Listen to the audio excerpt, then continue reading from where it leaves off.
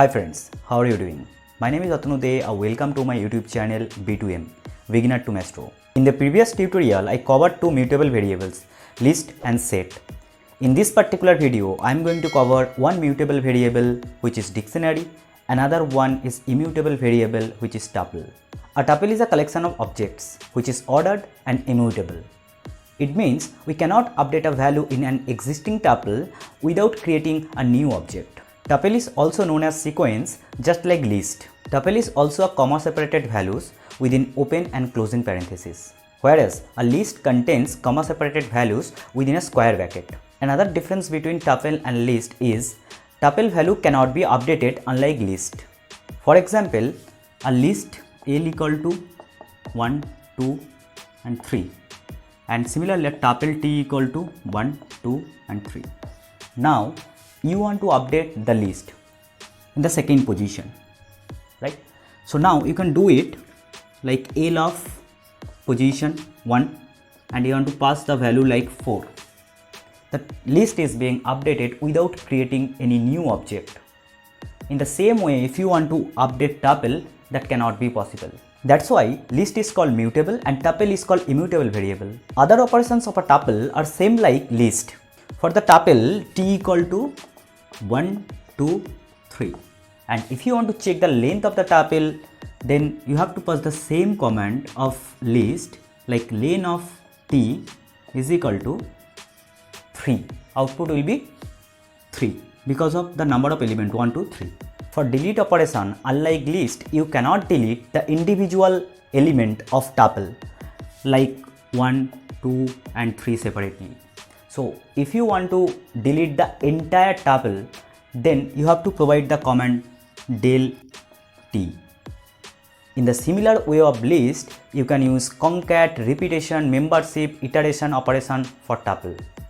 Dictionary is a collection of key value pairs. In a dictionary, each key is separated from its value by a colon. So if you look into it, this is a colon and this is a key is separated from its value 3, and this entire thing it's called item. Each item in a dictionary is separated by a comma and the whole thing is enclosed by curly brackets. Keys are unique within a dictionary but values may not be. For example, a sample dictionary looks like dict is equal to name. Now you can pass like Python book. Now price like 300. This is a dictionary. Here name is a key and corresponding value of name is Python book. Similarly, the another key is price and the corresponding value is 300. So if you want to access the value from this dictionary, then you have to use square bracket and you have to pass the key within that square bracket. Then only you can get the value. For example, dict of name. Then if you print it, then you will get the output like Python book. In the similar way, if you want to access other key value price, then you have to pass dict of price, then output will become 300. Here you can update each element value individually. For example, you want to update the price, right? So you want to update the price by value 400. Now the syntax will be dict of price, then pass the value you want to update. That is how your dictionary will be updated.